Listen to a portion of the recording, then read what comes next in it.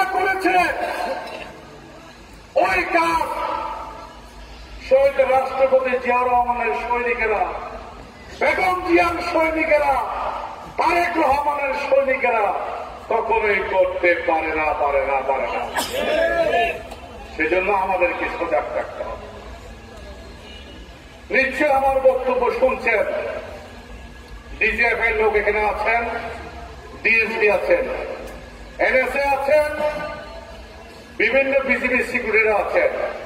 আমি জেলা BNP secretary Javed হাতে এই মঞ্চে দাঁড়িয়ে আমার আহ্বায়ক শাসিনপুর জেলের পক্ষে পরিষ্কার ভাষায় বলে দিতে চাই, বিএনপির কোন নেতা কর্মী কোন সরকারি সংস্থায় গিয়ে কোন ঠিকাদারি কাজে গিয়ে যদি চাঁদা দাবি করে তাকে অবশ্যই আপনার আইনের আওতায় নিয়ে যাবেন।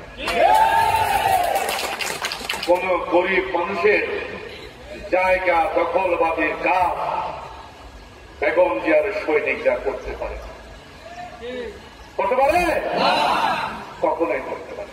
সেজন্য আমার অনুরোধ, আজকের সভা থেকে আমি নেতা বা কর্মী যা হই না কেন, হাজার হাজার মানুষের সাথে আমার ছবি আছে, আছে কিনা বলেন?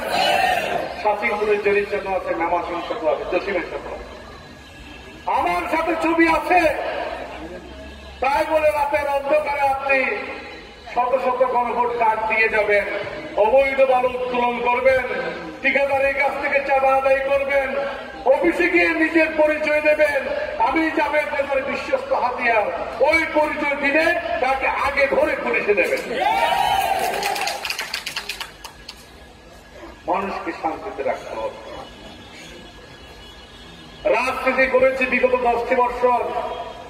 আমার প্রশ্ন হতো, যখন আমি নাইমঞ্জুর আসতাম, আব্দুল আলিম বাহাদুরের ইনকাম নাই, আরিফুল্লাহ চট্টুর ইনকাম নাই, নুরুল আব্বাস সোহানের ইনকাম নাই, ছাত্র দলের জিয়ামলের ইনকাম নাই, যুব দলের সভাপতির আবু সুফিয়ান চৌধুরী কায়সারের কোন ইনকাম নাই।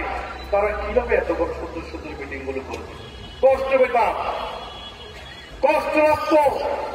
আমার কাছে তো সামর্থ্য নাই, তাদেরকে আমি কিভাবে দেব? শুধু এই বোঝাই নয়, প্রতিটি ইউনিয়নে আমার যে কর্মীরা, আমার যে নেতা কর্মীরা, গুমদুম, বাইশালী, দোছড়ি, সোনাইছড়ি সদরের যত নেতা কর্মী আছে, তারা দৈনিক কাজ পর্যন্ত ফেলে দিয়ে আমার এই মিটিং এ উপস্থিত হয়েছেন। মাথার গাম পায়ে ফেলে মিছিল করেছেন, মিটিং করেছেন, জাভেদ রেজাকে সম্মানিত করেছেন, ধানের শীষের প্রতীককে মাথার উপরে তুলে রেখেছেন। সেই অর্জন মুসলিমের কিছু ছেলের জন্য আমি নষ্ট হতে কখনো দিতে পারি না। সেজন্য অনুরোধ, আমরা সবাই মানব কল্যাণে, জনকল্যাণে কাজ